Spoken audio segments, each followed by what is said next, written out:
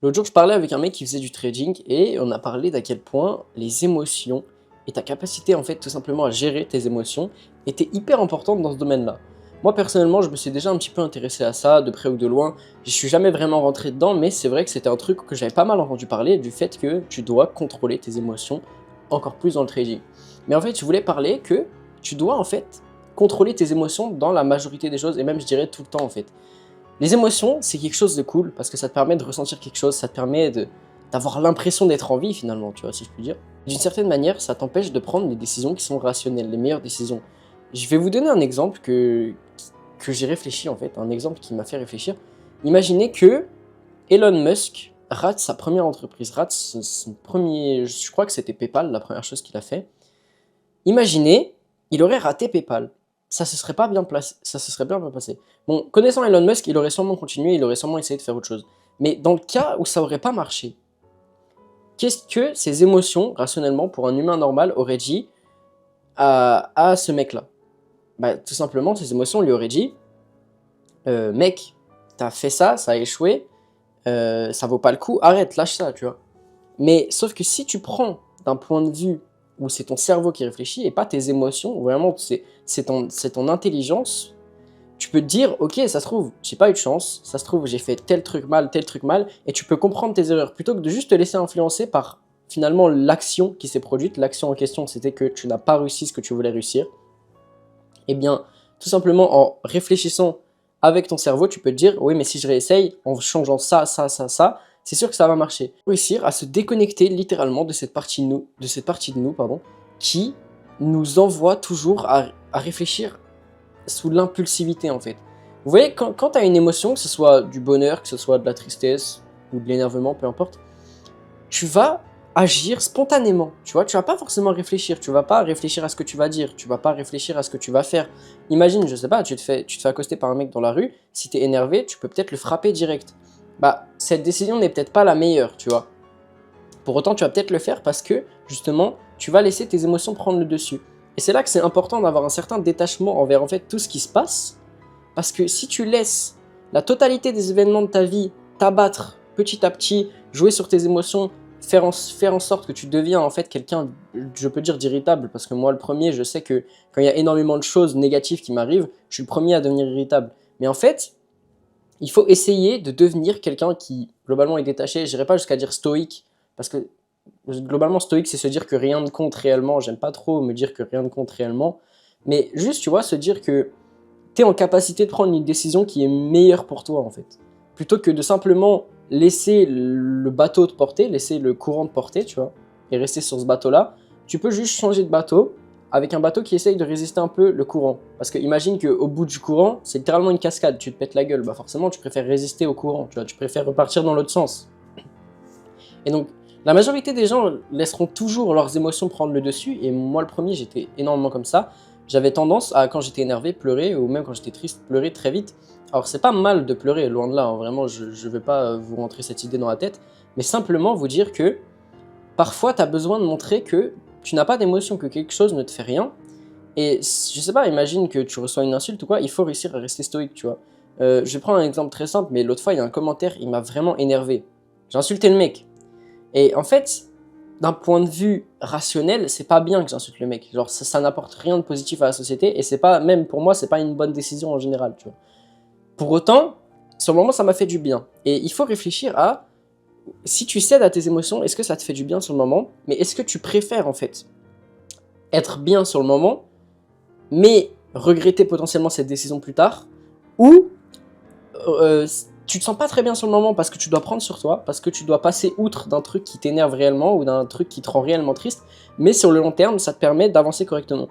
Je vais te prendre un autre exemple, mais dans le travail, dans ton business, dans n'importe quoi, si tu laisses tes émotions parler, je sais pas, il suffit que tu te fasses un peu influencer, qu'il y a un jour où tu te sens pas vraiment bien, il y a un jour où tu te sens triste, il y a un jour où tu te sens pas ouf en général, tu vois, et que juste t'es pas motivé pour faire ce que t'as à faire. Bah tu vas prendre pour argent comptant le fait qu'aujourd'hui t'es triste, t'es pas motivé, ça sert à rien, tu vas rien faire. Ou tu peux juste réfléchir rationnellement et te dire ok, aujourd'hui j'ai pas envie de le faire, mais je vais quand même le faire, parce que c'est mieux pour moi, tu vois. Et en fait, il faut être capable de se détacher de comment tu te sens et de te voir limite d'un point de vue extérieur en fait. C'est ça qu'il faut faire, c'est que imagine que tu étais, je sais pas, le toi du futur et que tu te dis cette action elle aura des conséquences négatives, cette action aura des conséquences positives. Cette action est plus simple maintenant, cette action est plus difficile maintenant, mais l'une aura des meilleures conséquences.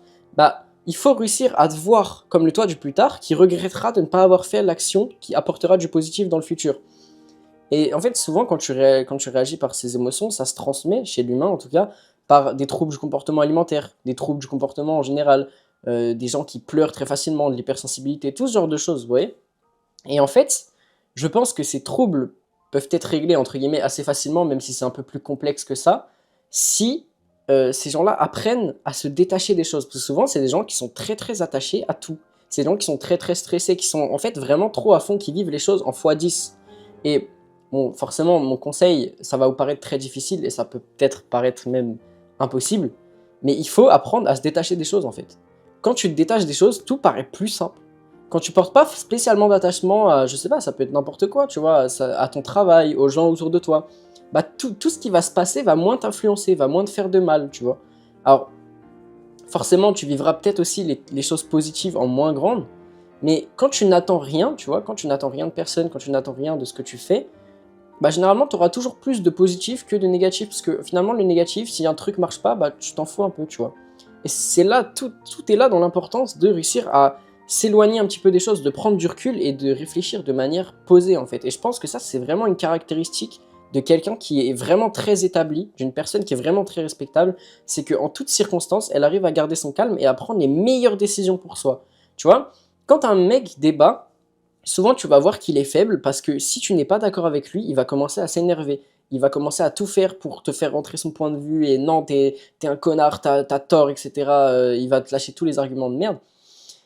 Et si toi tu restes calme, tu restes stoïque, même si d'un point de vue extérieur, la plupart des gens pensent que le débat a été gagné par le mec parce que plus de gens sont d'accord avec son point de vue à lui, pour moi t'as gagné parce que tu t'es pas énervé pour imposer ton point de vue, tu vois, t'es resté calme.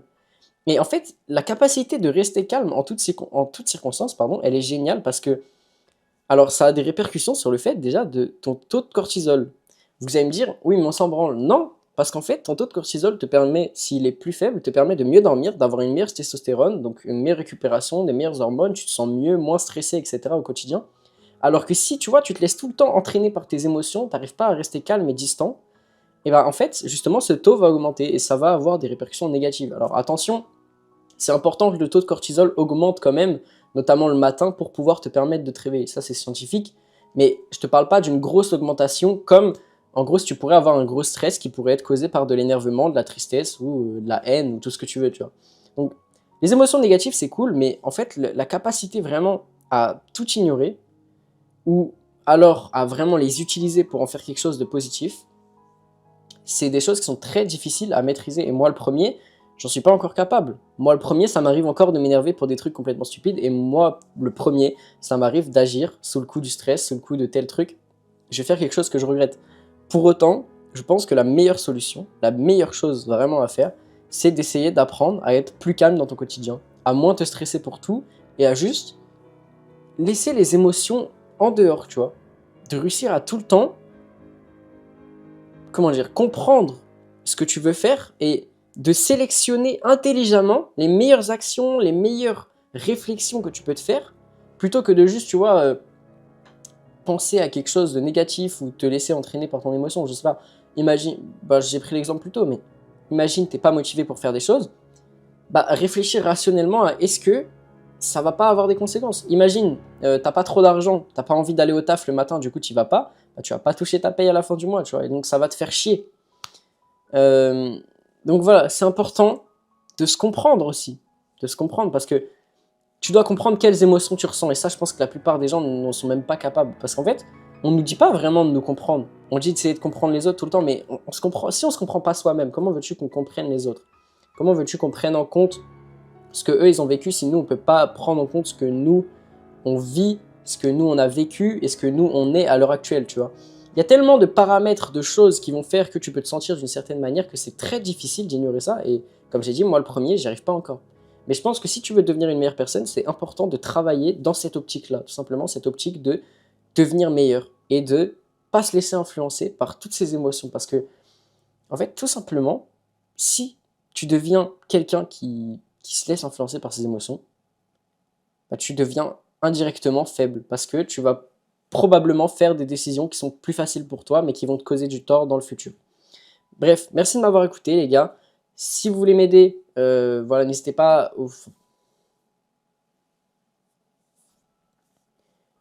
Merci de m'avoir regardé, les gars. Si la vidéo vous a plu ou qu'elle vous a aidé, n'hésitez pas à mettre un like, un commentaire, à vous abonner, etc. N'hésitez pas à aller check mon ebook qui est disponible encore en description et à aller, si vous avez besoin ou quoi, m'envoyer un message sur Instagram. Pareil, le lien est en description.